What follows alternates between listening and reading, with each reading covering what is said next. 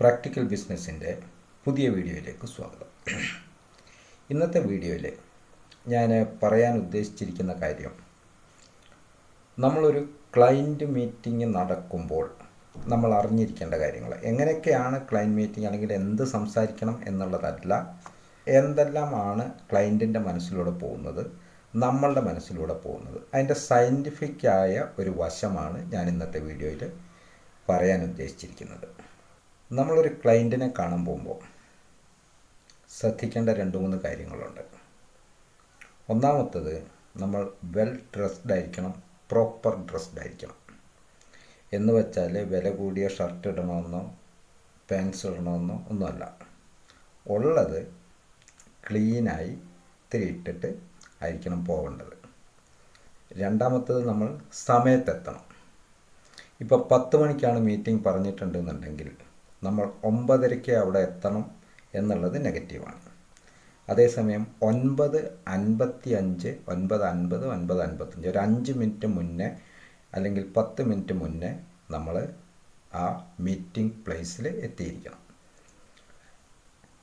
ഒരുപാട് ലേറ്റായിട്ടും എത്താൻ പാടില്ല, ഒരുപാട് നേരത്തെ എത്താൻ പാടില്ല. മാക്സിമം പോയാൽ 10 മണി എന്ന് പറഞ്ഞാൽ 10:05 ഉള്ളിൽ നമ്മൾ മീറ്റിംഗ് പ്ലേസിൽ എത്തിയിരിക്കണം. ക്ലയൻറ്റിൻ്റെ മുന്നിൽ നമ്മൾ ഉണ്ടായിരിക്കണം. ഈ 2 കാര്യം കൃത്യമായിട്ട് ശ്രദ്ധിക്കുക. മൂന്നാമത്തത്, നമ്മൾ സംസാരിക്കാൻ പോകുന്ന പ്രൊഡക്റ്റിൻ്റെ ഡീറ്റെയിൽസ് നമ്മളുടെ കയ്യിൽ ഉണ്ടായിരിക്കണം. അതിന് പ്രസൻറ്റേഷൻ ആണെങ്കിൽ അതുണ്ടായിരിക്കണം, പ്രിൻ്റഡ് നോട്ട്സുകളാണെങ്കിൽ അതുണ്ടായിരിക്കണം, പിക്ചേഴ്സുകൾ ഉണ്ടായിരിക്കണം. സാമ്പിൾ കാണിക്കാൻ പറ്റുന്ന ചെറിയ പ്രൊഡക്റ്റ് ആണെങ്കിൽ ആ പ്രൊഡക്റ്റ് തന്നെ അത് കാണിച്ചു കൊടുക്കണം, കയ്യിലുണ്ടായിരിക്കണം. അപ്പം ഇത്രയും കാര്യം ശ്രദ്ധിക്കുക. കസ്റ്റമറിൻ്റെ മുന്നിൽ നിന്ന് എന്തെങ്കിലും എഴുതി എടുക്കാനുണ്ടെങ്കിൽ ഈ എഴുതിയെടുക്കാനുള്ള പേപ്പർ, പേന, അങ്ങനെയുള്ള കാര്യങ്ങൾ മൊത്തം നമ്മളുടെ കയ്യിലുണ്ടായിരിക്കണം. നമ്മൾ കസ്റ്റമറിനോട് ഒന്നും ചോദിക്കാൻ പാടില്ല. എല്ലാം നമ്മളുടെ കയ്യിൽ, നമ്മളുടെ ബാഗിനകത്ത് ഉണ്ടായിരിക്കണം. നേരം വൈകിട്ട് ചെല്ലാൻ പാടില്ല. നമ്മളുടെ കയ്യിൽ ടൂൾസുകൾ ഉണ്ടായിരിക്കണം, നമ്മൾ ക്ലീൻ ആയിരിക്കണം. ഈ 3 കാര്യം ശ്രദ്ധിക്കണം. പ്രൊഡക്റ്റ് നോളജ് നമുക്കുണ്ടായിരിക്കണം, പ്രൊഡക്റ്റിൻ്റെ മൊത്തം ഡീറ്റെയിൽസ് നമ്മളുടെ ഉണ്ടായിരിക്കണം. കമ്പനിയെക്കുറിച്ചുള്ള ഡീറ്റെയിൽസ്, കമ്പനി എന്ന് സ്റ്റാർട്ട് ചെയ്തു എന്ന് മുതൽ അതിൻ്റെ ഇപ്പോഴത്തെ മൂലധനം എത്രയാണ്, അതിൻ്റെ ടോട്ടൽ ആസ്തി എന്താണ് എന്നുള്ളത് വരെ ഉള്ള ഡീറ്റെയിൽഡ് ആയിട്ടുള്ള കാര്യം നമ്മൾ പഠിച്ചു വെച്ചിരിക്കണം. അതിനുള്ള രേഖകളും കയ്യിൽ കരുതിയിരിക്കണം. അപ്പോൾ ഇത്രയും കാര്യങ്ങൾ നമ്മൾ എന്ത് ചെയ്യണം, നമ്മളൊരു ക്ലയൻറ്റിനെ കാണാൻ പോകുന്നതിന് മുന്നേ നമ്മളുടെ കയ്യിൽ ഉണ്ടായിരിക്കണം. ഇതെന്തിനു വേണ്ടിയിട്ടാണെന്നുള്ളത് ഞാൻ വഴിയെ പറഞ്ഞുതരാം. നമ്മൾ വളരെ കുറച്ച് മാത്രം സംസാരിക്കുകയും ക്ലയൻറ്റിന് കൂടുതൽ സംസാരിക്കാനുള്ള അവസരം നമ്മൾ കൊടുക്കുകയും ചെയ്യണം. അതൊരു റേഷ്യോ ലെവലിലാണെങ്കിൽ 20% മാത്രമായിരിക്കണം നമ്മൾ സംസാരിക്കേണ്ടത്. 80% സംസാരിക്കുന്നത് ക്ലയൻ്റ് ആയിരിക്കണം. ഇതെന്തിനാണെന്ന് വെച്ചാൽ, ക്ലയൻറ്റിനെ സംസാരിക്കാൻ അനുവദിക്കുമ്പോൾ മാത്രമാണ് ക്ലയൻറ്റിൻ്റെ പെയിൻ പോയിൻറ്റുകൾ നമുക്ക് മനസ്സിലാവുള്ളൂ. എന്തൊക്കെയാണ് അയാളുടെ പ്രശ്നം, ഇതിന് മുന്നേ ഇതേമാതിരത്തെ ഒരു പ്രൊഡക്റ്റ് അയാൾ യൂസ് ചെയ്തിട്ട് പറ്റിക്കപ്പെട്ടിട്ടുണ്ടോ, അല്ലെങ്കിൽ ഇത് കൃത്യമായിട്ട് അയാൾക്ക് ആവശ്യമുള്ളതാണോ, അല്ലെങ്കിൽ അയാളുടെ ഏത് പെയിൻ പോയിൻ്റ് അല്ലെങ്കിൽ ഏതൊരാവശ്യവുമായിട്ടാണ് നമ്മളുടെ പ്രൊഡക്റ്റിനെ കണക്റ്റ് ചെയ്യിപ്പിക്കാൻ പറ്റുന്നത്. ഇതെല്ലാം നമുക്ക് മനസ്സിലാകണമെന്നുണ്ടെങ്കിൽ, മനസ്സിലായി അതിനനുസരിച്ച് നമ്മൾ നമ്മളുടെ പ്രൊഡക്റ്റിനെ ബന്ധിപ്പിച്ചാൽ മാത്രമേ അവിടെ സെയിൽസ് ക്ലോസിങ് നടക്കുകയുള്ളൂ. അപ്പം അതിനെ കസ്റ്റമറിനെ കൊണ്ട് സംസാരിപ്പിക്കുക. ഇതിന് വേറൊരു കാര്യം കൂടെ ഉണ്ട്. നമ്മൾ വളരെ ഗൗരവക്കാരനാണ്, മെച്വേർഡാണ് എന്നുള്ള കാര്യമൊക്കെ ജസ്റ്റ് ആക്ടിങ് മാത്രമാണ്. യഥാർത്ഥത്തിൽ നമ്മൾ ഗൗരവക്കാരനോ മെച്വേർഡോ ഒന്നുമല്ല. ബാക്കി ഇതൊക്കെ നമ്മൾ ആക്ട് ചെയ്യുന്നതാണ്. നമ്മളുടെ ബേസിക് ഭാവം എന്ന് പറഞ്ഞു കഴിഞ്ഞാൽ കുട്ടിത്തമാണ്, ചൈൽഡിനെസ്സാണ്. അപ്പം ഈ ചൈൽഡിനെസ് നമ്മൾ കൂടുതൽ സംസാരിക്കുന്നതിനനുസരിച്ച് ഈ ചൈൽഡിനെസ് ഇങ്ങനെ പുറത്തു വരും. അപ്പം നമ്മുടെ ചൈൽഡിനെസ് പുറത്തു വരാതിരിക്കാൻ നമ്മൾ കുറവ് മാത്രം സംസാരിക്കുക. എന്നാൽ കസ്റ്റമറിൻ്റെ ചൈൽഡിനെസ് കൃത്യമായിട്ട് പുറത്തു വരാൻ കസ്റ്റമറിനെ കൊണ്ട് നമ്മൾ കൂടുതൽ സംസാരിക്കുക. അപ്പം ഈ കാര്യം മനസ്സിലാക്കി വെച്ചോളുക. എന്തൊക്കെ വേണം, എന്തൊക്കെ കയ്യിൽ കരുതണം, എങ്ങനെയായിരിക്കണം സംസാരം. നമ്മൾ സംസാരിച്ച് തുടങ്ങുമ്പോൾ തന്നെ കസ്റ്റമറിൻ്റെ ശരീരത്ത് അഡ്രിയാനിൽ എന്ന് പറയുന്ന ഒരു ഹോർമോണ് ഉൽപ്പാദിപ്പിക്കാൻ തുടങ്ങും. ഡോപ്പോമൈൻ എന്ന് പറയുന്ന ഒരു ഹോർമോണിനെ അതിൻ്റെ ലെവല് കുറയ്ക്കുകയും ചെയ്യും. അഡ്രിയാനിൽ ക്രിയേറ്റ് ചെയ്യുന്നത് നമ്മളുടെ തലച്ചോറിൽ ഭീതിയാണ്, ഫിയറാണ്, പേടിയാണ്. ഡോപ്പോമൈൻ നമ്മളുടെ തലച്ചോറിൽ ക്രിയേറ്റ് ചെയ്യുന്നത് ഹാപ്പിനെസ്സാണ്. അപ്പോൾ അതിൻ്റെ റിസൾട്ട് എന്തായിരിക്കും? നമ്മളുടെ തലച്ചോറിൽ ഫിയർ സ്റ്റാർട്ട് ചെയ്യുകയും ചെയ്യും. നമ്മളുടെ ഹാപ്പിനെസ് ക്രിയേറ്റ് ചെയ്യുന്ന ഹോർമോണായ ഡോപ്പോമൈൻ കുറയുമ്പോൾ നമ്മളുടെ ഹാപ്പിനെസ് കുറയുന്നു. ഓക്കെ, അപ്പം സ്വാഭാവികമായിട്ടും കസ്റ്റമറിൻ്റെ മുഖത്തെ ചിരിമായും, അയാൾ കുറച്ചൊന്ന് സീരിയസ് ആയിട്ട് മാറും. അയാൾക്ക് എന്താ പറയുക, ഒരു പ്രിവെൻറ്റിങ് എന്ന ഒരു സ്റ്റേജിലേക്ക് അയാളുടെ ഒരു ടോട്ടൽ മെൻറ്റാലിറ്റി പോവും. അയാളുടെ പേടി വരാം, ഫിയർ സോണിലേക്ക് അയാൾ എൻ്റർ ചെയ്യും. ആ ഫിയർ സോൺ നമുക്ക് ബ്രേക്ക് ചെയ്താൽ മാത്രമേ നമ്മളുടെ പ്രൊഡക്റ്റ് അവിടെ സെയിലാവുള്ളൂ. ഫിയർ സോൺ ബ്രേക്ക് ചെയ്യാനുള്ള ആദ്യത്തെ ഒരു വഴിയാണ് നമ്മൾ കസ്റ്റമറിനെ കൊണ്ട് കൂടുതൽ സംസാരിപ്പിക്കുക എന്നുള്ളത്. ആ സംസാരത്തിലൂടെ ആവണം അവൻ്റെ ഫിയർ സോണിനെ നമ്മൾ ബ്രേക്ക് ചെയ്തിട്ട് ഉള്ളിലേക്ക് കയറാൻ. 3 സ്റ്റേജാണ് അവൻ്റെ ബ്രെയിനിൽ വരുന്നത്. ആദ്യത്തെ സ്റ്റേജ് ഫിയർ സോണാണ്. രണ്ടാമത്തത് ഒരു ലോജിക് പാർട്ട് അതിന് ശേഷം വർക്ക് ചെയ്യാൻ തുടങ്ങും. മൂന്നാമത്തത് ഒരു ഇമോഷണൽ പാർട്ടും വർക്ക് ചെയ്യാൻ തുടങ്ങും. എന്തൊക്കെയാണ് ഫിയർ സോൺ എന്ന് പറഞ്ഞു കഴിഞ്ഞാൽ, അല്ലെങ്കിൽ ഫിയർ സോണിൽ എന്താണ് വർക്ക് ചെയ്യുന്നത്? ഫിയർ സോണിൽ ഒരേ ഒരു കാര്യമാണ് ഉണ്ടാവുക, അതാണ് ട്രസ്റ്റ്, വിശ്വാസം. എന്തിലുള്ള വിശ്വാസം? ഈ മുന്നിൽ ഇരിക്കുന്ന ആളുടെ മുകളിലുള്ള വിശ്വാസം, അവൻ തരുന്ന പ്രൊഡക്റ്റിനെ കുറിച്ചുള്ള വിശ്വാസം, അവൻ്റെ കമ്പനിയെക്കുറിച്ചുള്ള വിശ്വാസം.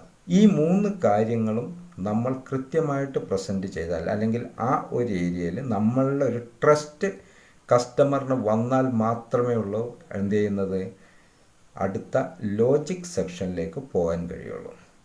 അപ്പം നമ്മൾ കസ്റ്റമറിനെ സംസാരിക്കാൻ അനുവദിക്കുന്ന സമയത്ത് നമ്മൾ ബോധപൂർവമായി ചെയ്യേണ്ടത് നമ്മളിൽ കസ്റ്റമറിന് ട്രസ്റ്റ് ഉണ്ടാകുന്ന വിധത്തിൽ സംസാരിക്കുക. എന്നിലുള്ള ട്രസ്റ്റ്, ക്ലയൻറ്റിന് എന്നിലുള്ള ഒരു ട്രസ്റ്റ് അല്ലേ? അതിൽ ആദ്യത്തെ കാര്യമാണ് സമയം.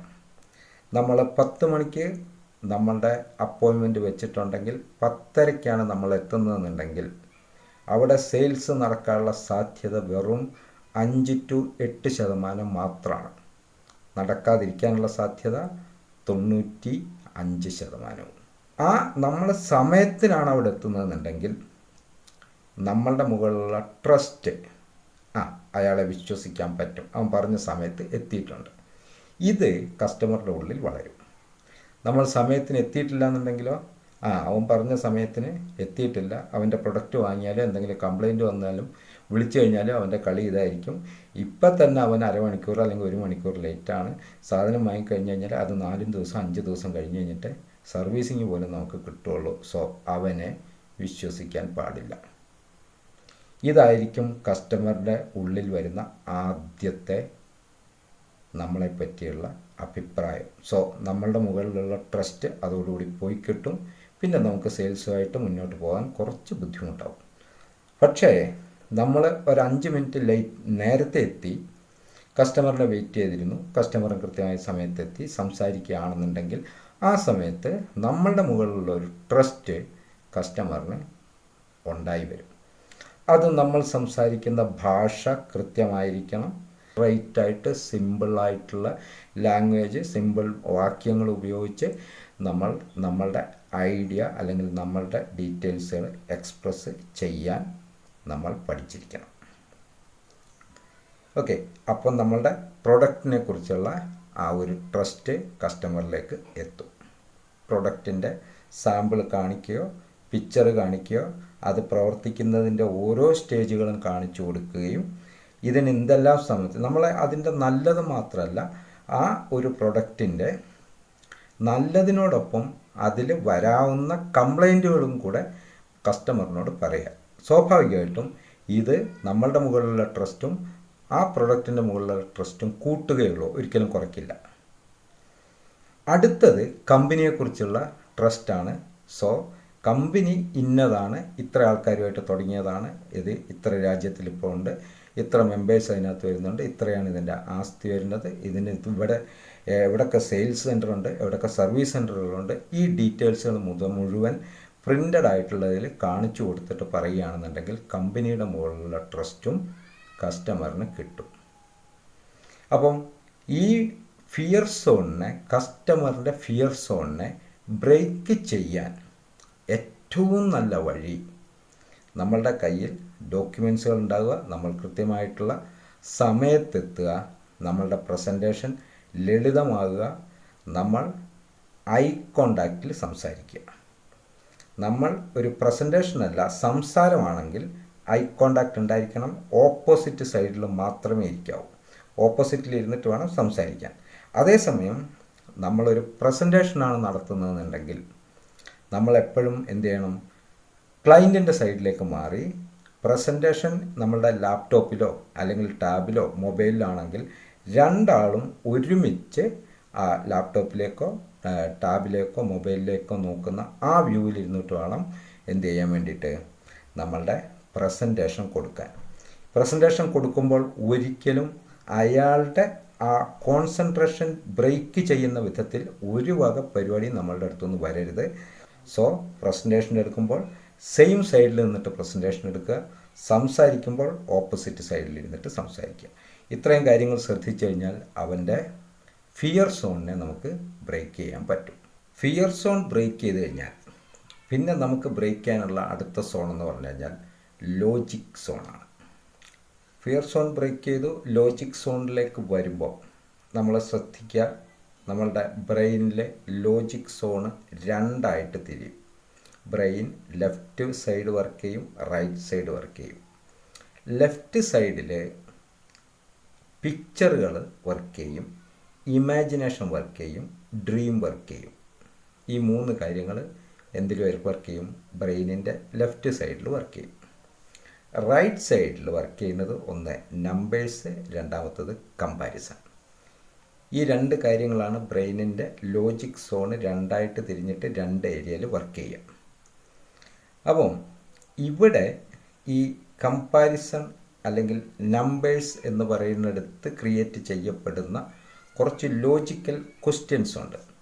ഒന്നാമത്തത് പ്രൈസാണ്, വില. രണ്ടാമത്തത് അതിൻ്റെ ക്വാളിറ്റിയാണ്. മൂന്നാമത്തത് സ്പെസിഫിക്കേഷനാണ്. നാലാമത്തത് അതിൻ്റെ റിക്വയർമെൻ്റാണ്. അതേസമയം ഇപ്പുറത്ത് വർക്ക് ചെയ്യുന്നത് അവൻ്റെ ഡ്രീമായിരിക്കും, പിക്ചറായിരിക്കും, അവൻ്റെ എന്താ പറയുക ആ ഒരു ചിത്രങ്ങളും ആ ഒരു സെക്ഷനായിരിക്കും വർക്ക് ചെയ്യുന്നത്. ലെഫ്റ്റ് സൈഡാണ് കൂടുതൽ വർക്ക് ചെയ്യുന്നതെന്നുണ്ടെങ്കിൽ അവൻ്റെ ഡ്രീമിലേക്ക് അവനെ കടത്തിവിടുന്നു, ഇമാജിനേഷൻ ലെവലിലേക്ക് നമ്മളെ എത്തിക്കുകയാണെങ്കിൽ സ്വാഭാവികമായിട്ടും സെയിൽസ് ക്ലോസ് ചെയ്യും. അതേസമയം right side numbers and comparison ആണ് എത്തിക്കുന്നതെന്നുണ്ടെങ്കിൽ അവിടെ നമ്മളുടെ സെയിൽസ് ക്ലോസ് ആകാൻ ബുദ്ധിമുട്ടായിരിക്കും. First prize. ഇനിയിപ്പം അപ്പുറത്തെ സൈഡാണ്, റൈറ്റ് സൈഡാണ് വർക്ക് ചെയ്തത് എന്ന് വിചാരിച്ചോളുക. ലെഫ്റ്റ് സൈഡ് വർക്ക് ചെയ്യിപ്പിക്കാനുള്ള ഏറ്റവും നല്ല ഐഡിയ കയ്യിൽ ആ പ്രൊഡക്റ്റിൻ്റെ സാമ്പിൾ ഉണ്ടാവുക അല്ലെങ്കിൽ പിക്ചറുകൾ ഉണ്ടായിരിക്കുക. ഇത് നിങ്ങൾ വാങ്ങി കഴിഞ്ഞു എന്നുള്ള നിലയിലുള്ള സംസാരമായിരിക്കണം വരേണ്ടത്. സോ അവൻ്റെ ഡ്രീം വർക്ക് ചെയ്യും, അവൻ്റെ സ്റ്റാറ്റസിന് പറ്റുന്ന അല്ലെങ്കിൽ അവൻ്റെ റിക്വയർമെൻറ്റിന് പറ്റുന്ന ഒന്നാണ് നമ്മളുടെ പ്രൊഡക്റ്റ് എന്ന് കൃത്യമായിട്ട് അവനെ മനസ്സിലാക്കിയിട്ട് അവനത് വാങ്ങിക്കഴിഞ്ഞ് കഴിഞ്ഞിട്ട് ഇങ്ങനെ ആയിരിക്കണം, അങ്ങനെ ഇങ്ങനെ നമ്മൾ പിക്ചറൈസ് ചെയ്യാൻ ശ്രമിക്കുമ്പോഴത്തേന് സ്വാഭാവികമായിട്ടും അവൻ്റെ ലെഫ്റ്റ് സൈഡ് വർക്ക് ചെയ്യും, അവൻ അതിൻ്റെ ഓണറായി എന്നുള്ള ചിന്തയിൽ വരും. അത് വെച്ചിട്ട് അവൻ ഡ്രീം ചെയ്യാൻ തുടങ്ങും, അവൻ ഇമാജിനേഷൻ നടത്തുക. അപ്പം കുറച്ച് നേരം ഇമാജിനേഷൻ നടത്തി കഴിയുമ്പോൾ സ്വാഭാവികമായിട്ടും അത് വേണം എന്നുള്ള ഒരു ആഗ്രഹം മനസ്സിൽ വരും. അവിടെ സെയിൽസ് വളരെ ഈസി ആയിട്ട് നടക്കും. അതേസമയം റൈറ്റ് സൈഡിലാണ് എന്നുണ്ടെങ്കിൽ അവിടെ കമ്പാരിസൺ, പിന്നെ ഈ നമ്പേഴ്സുകളിൽ ആദ്യം വരുന്നത് വില. നമ്മൾ ഫസ്റ്റ് തന്നെ പറയുക, ഒരിക്കലും പ്രൊഡക്റ്റിൻ്റെ കറക്റ്റ് ആക്യുറേറ്റ് വില അവിടെ പറയാതിരിക്കുക, അത് ഏറ്റവും അവസാനത്തിലേക്ക് പറയിപ്പിക്കുക. അവിടെ പ്രൈസ് റേഞ്ച് മാത്രമേ പറയാവൂ. സാർ ഞങ്ങൾക്ക് 5000 മുതൽ 50,000 വരെയുള്ള പ്രൊഡക്റ്റ് ഉണ്ട്. അപ്പം 5000 എന്ന് ചിന്തിച്ചിരിക്കുന്ന അല്ലെങ്കിൽ ഒരു 10,000-ൻ്റെ ഉള്ളിൽ മതി എന്ന് ചിന്തിച്ചിരിക്കുന്നവൻ സാറ്റിസ്ഫൈഡ് ആവും. കാരണം അവന് 4000 രൂപ ലാഭം കിട്ടുന്നുണ്ട്. 50,000 വരെ എന്ന് പറയുമ്പോൾ ഒരു നല്ല ക്വാളിറ്റി സാധനം വാങ്ങണമെന്ന് ചിന്തിച്ചിരിക്കുന്നവന് സാറ്റിസ്ഫൈഡ് ആയിരിക്കും. കാരണം അവൻ ആ ഹൈ എൻഡ് ലെവലിലുള്ളതായിരിക്കും ആവശ്യം വരുന്നത്. ഇനി 5000 ആണ് വാങ്ങുന്നതെന്നുണ്ടെങ്കിൽ അല്ലെങ്കിൽ 5000-നെ കുറിച്ചാണ് ക്ലയൻറ്റ് കേൾക്കാൻ താല്പര്യപ്പെടുന്നതെന്നുണ്ടെങ്കിൽ ഒരു മടിയും കൂടാതെ 5000-ൽ തുടങ്ങുക. 5000-ൽ തുടങ്ങുമ്പോൾ ആ പ്രൊഡക്റ്റിനുള്ള ഡിഫക്ട്സ് എന്തൊക്കെയാണ്, എന്തെല്ലാം വാല്യൂസ് അതിനില്ല when compare with the high range അല്ലേ. ഹൈ റേഞ്ചിലുള്ള ഒരു പ്രൊഡക്റ്റിനെ ബേസ് ചെയ്തിട്ട് എന്തെല്ലാം ആ ഒരു വാല്യൂസുകൾ അല്ലെങ്കിൽ എന്തെല്ലാം ആ ഒരു സ്പെസിഫിക്കേഷൻ എന്തെല്ലാം ആണ് ബേസ് മോഡലിൽ കുറയുന്നത്, ഈ കാര്യം കൃത്യമായിട്ട് പറയുക. അപ്പം ആ പറഞ്ഞു കൊടുത്തതിന് ശേഷം അവനോട് പറയുക. ഇപ്പോൾ ഇത് കാറിൻ്റെ തന്നെ ആണെന്നുണ്ടെങ്കിൽ സെൻട്രൽ ലോക്കിംഗ് ഇല്ല സാർ, അപ്പോൾ സെൻട്രൽ ലോക്കിംഗ് നമുക്ക് ഉണ്ടെങ്കിൽ കുറച്ചും കൂടെ ബെനിഫിറ്റാണ്, അല്ലെങ്കിൽ എല്ലാം നടന്നിട്ട് ലോക്ക് അങ്ങനെയുള്ള കാര്യങ്ങൾ പറയുമ്പോൾ ഓക്കെ. അപ്പോൾ ആ ഒരു പ്രൈസ് റേഞ്ച് അപ്പോൾ 5000 എന്നുള്ളത് 10,000 ആയി. അത് കഴിഞ്ഞിട്ട് അടുത്ത ഒരു വാല്യൂ പറയുന്നു. ഓക്കെ, ഒരു സ്പെസിഫിക്കേഷൻ പറയുന്നു സാർ, അത് ഇതിനകത്തില്ല. അപ്പം നമുക്ക് അതും കൂടെ ആഡ് ചെയ്താൽ ഈ ഒരു മോഡലുണ്ട്. സോ അതിന് ഒരു 30,000 ആണ്.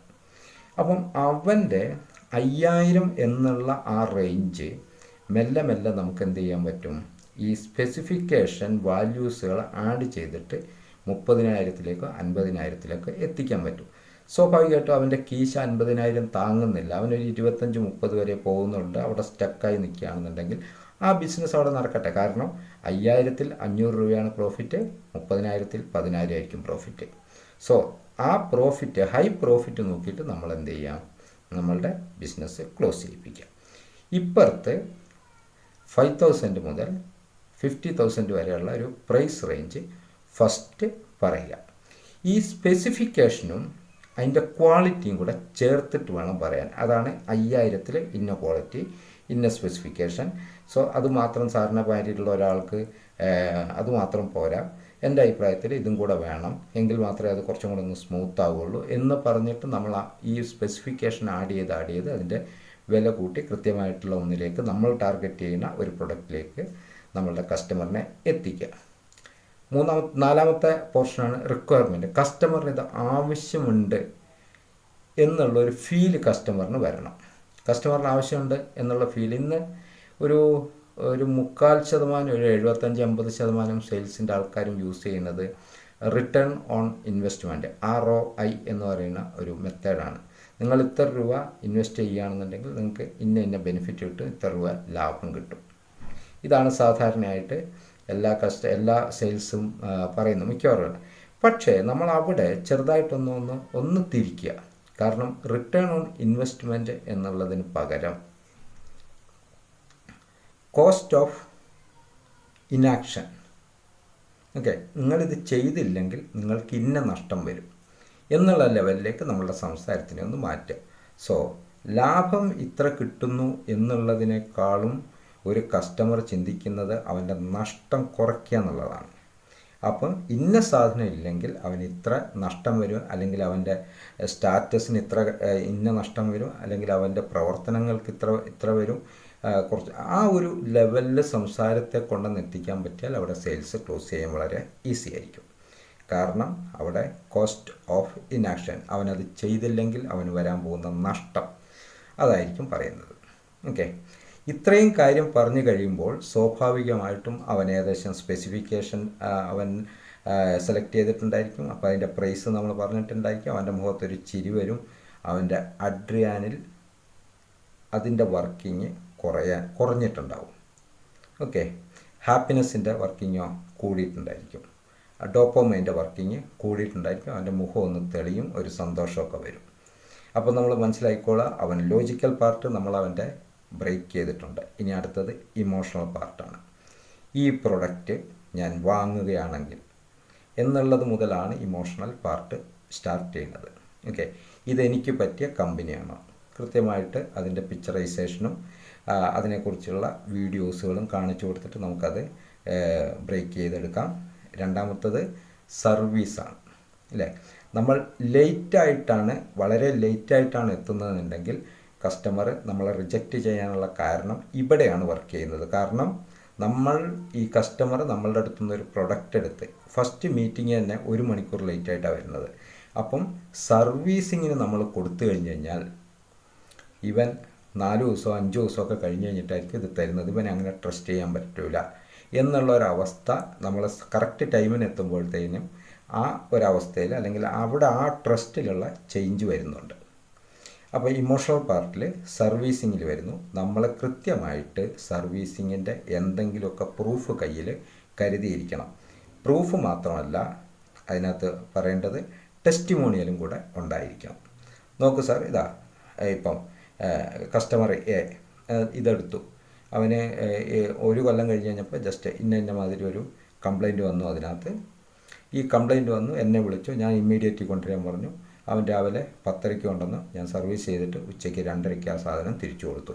ഇത് നോക്കൂ സാർ, ഏറ്റവും ഗുഡ് സർവീസാണ് എന്ന് പറഞ്ഞിട്ട് അവൻ്റെ ടെസ്റ്റിമോണിയൽ എഴുതി തന്നിട്ടുണ്ട്, അവൻ്റെ സൈനും ഉണ്ട്. സാറിന് വേണമെന്നുണ്ടെങ്കിൽ അവൻ്റെ കോൺടാക്ട് നമ്പർ ഉണ്ട്, ഇപ്പോൾ ഇവിടെ തന്നെ വിളിച്ചോളൂ, അന്വേഷിക്കാം എന്ന് പറഞ്ഞ് നമുക്ക് എന്ത് ചെയ്യാൻ പറ്റും?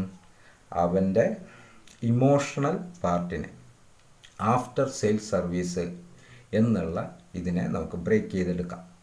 പിന്നെ ഗ്യാരണ്ടി ഉണ്ട്, വാറണ്ടി ഉണ്ട്, ഈ 2 കാര്യങ്ങളുണ്ട്. ഏതാണോ ഉള്ളത് അതിനെ തെളിയിക്കുന്ന രേഖകൾ, അത് നമ്മൾ കൊടുത്തിരിക്കുന്ന ആ ഒരു, ഇപ്പോൾ ഗ്യാരണ്ടി ആണെങ്കിൽ ഒരു പ്രൊഡക്റ്റ് റീപ്ലേസ് ചെയ്തിരിക്കുന്നത് വരെ നമുക്ക് എന്ത് ചെയ്യാൻ പറ്റും? അവന് ടെസ്റ്റിമോണിയലായിട്ട് അതിൻ്റെ വീഡിയോ കൊടുക്കാം, അല്ലെങ്കിൽ അതിൻ്റെ രേഖകൾ കാണിച്ചിട്ട് അവൻ്റെ ഇമോഷണൽ ആ സോണിനെ നമുക്ക് ബ്രേക്ക് ചെയ്തെടുക്കാം. സെയിൽസ് അപ്പം തന്നെ നടക്കും, അല്ലെങ്കിൽ വിത്തിൻ 3 ഡേയ്സിൽ ആ സെയിൽസ് നടക്കും. അപ്പോൾ നിങ്ങളൊരു കസ്റ്റമറിനെ കാണാൻ പോകുമ്പോൾ ഈ 3 സോണുകൾ എങ്ങനെയാണ് ബ്രേക്ക് ചെയ്യേണ്ടത് എന്നുള്ളത് കൃത്യമായി പ്രിപ്പയർ ചെയ്തിട്ട് എങ്ങനെയാണ് ഡോപ്പോമൈൻ കസ്റ്റമറിൽ കൂടുതലും